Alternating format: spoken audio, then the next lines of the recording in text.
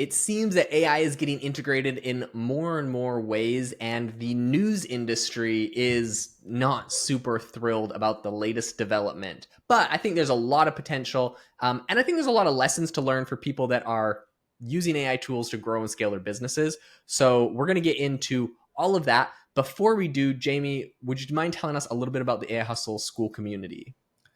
Yes, if you have ever been interested in making money online using AI or growing your business using AI and all the tools involved, you need to check out our school community, AI Hustle. There's over 300 members and we're growing daily, but we release bonus content over there every single week, getting into the nitty gritty details of how we're actually making money online.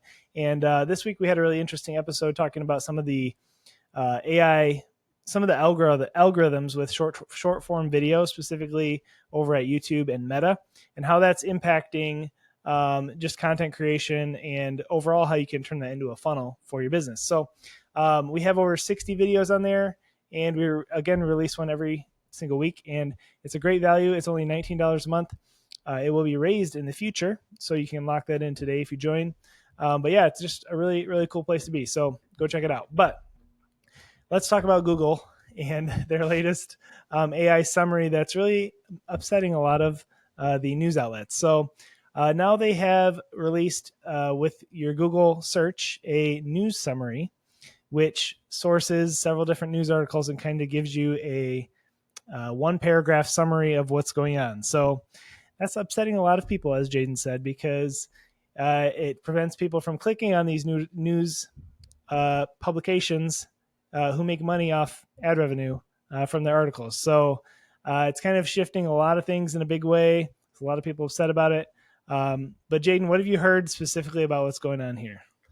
Yeah, so the thing that I think is really interesting is this is going to be on Google Go, I believe, which essentially, or sorry, on Discover, which like basically on iOS it's less of a big deal, but it's still there. But on Android, you literally, if you swipe to the side on your Android device, by default, Google puts this like screen, this Google Discover page, which is just a bunch of news articles that they think are like trending. If you go click on them, it's going to change your algorithm. So it's essentially like a news feed of like news.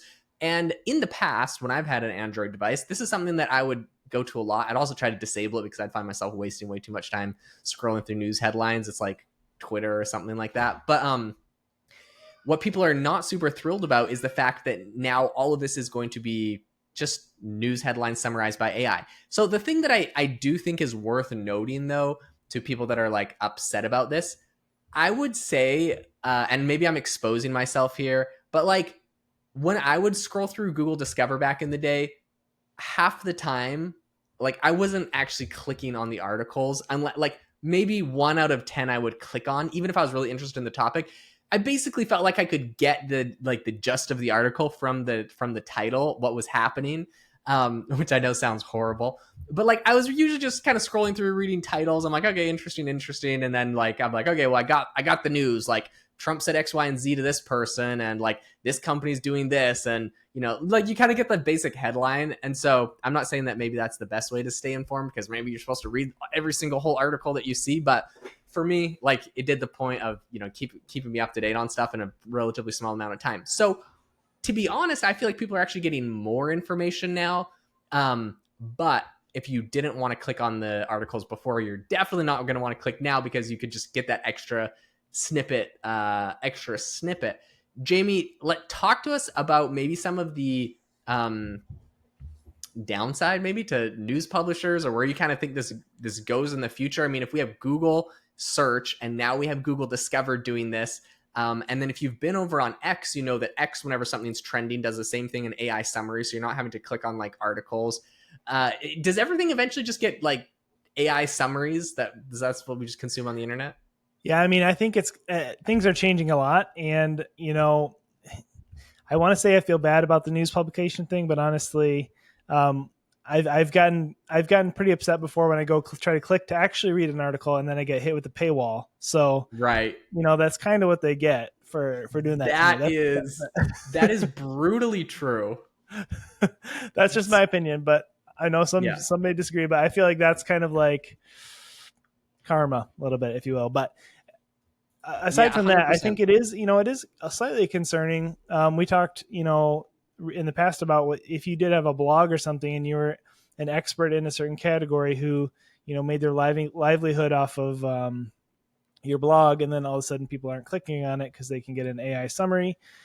That is concerning. So I feel like we talked about some sort of a almost like a tokenization of if AI scrapes your page, you can get compensated. Isn't there a company out there who's doing Yeah, that? Cloudflare, has a tool that is doing that.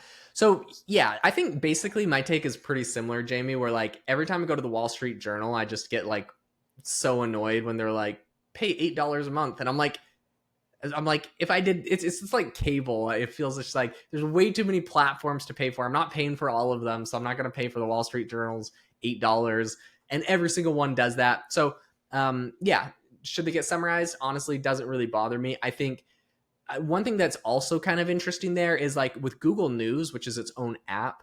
I would like subscribe to.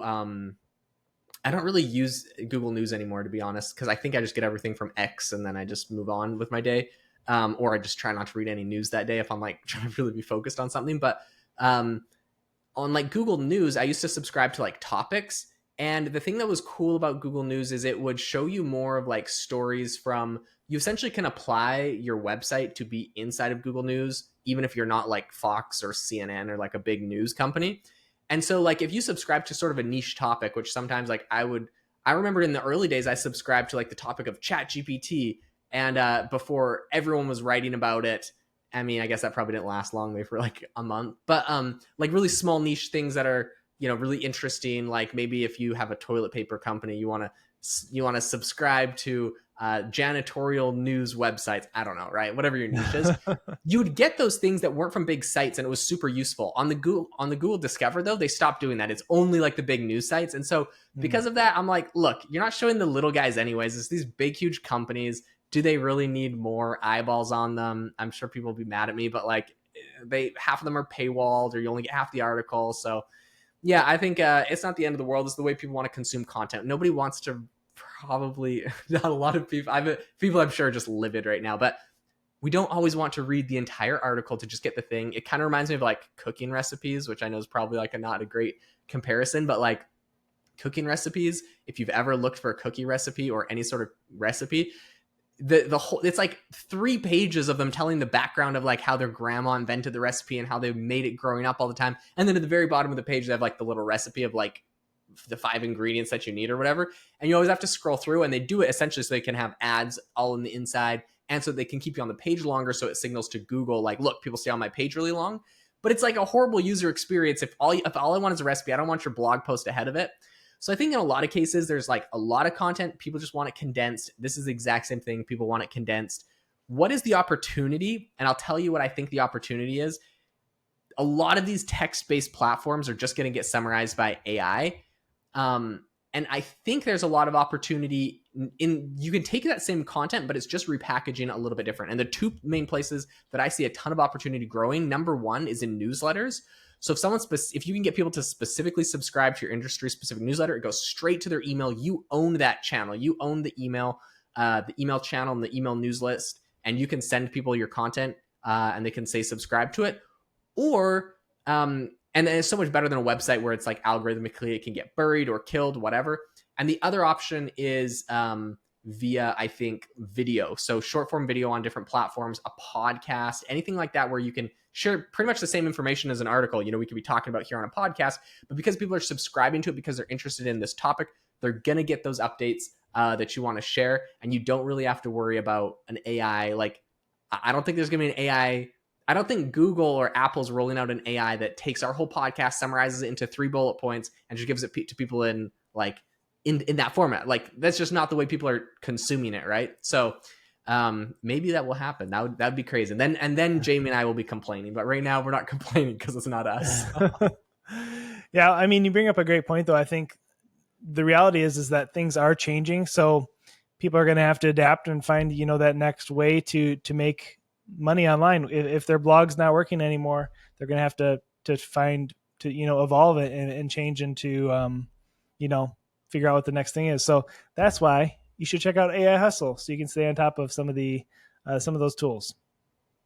100%. Hey, if you enjoyed the episode today, the number one thing that you could do to say thank you to us, besides joining the school community, which we would love to have you as a member of, but what would really help us out is if you could leave a review of the podcast. It helps other amazing people like yourself find it. It essentially boosts it in the algorithms on Spotify and Apple if you could leave a review. So we really do appreciate them. We read them all. Thank you so much for tuning in, and we will catch you guys in the next episode.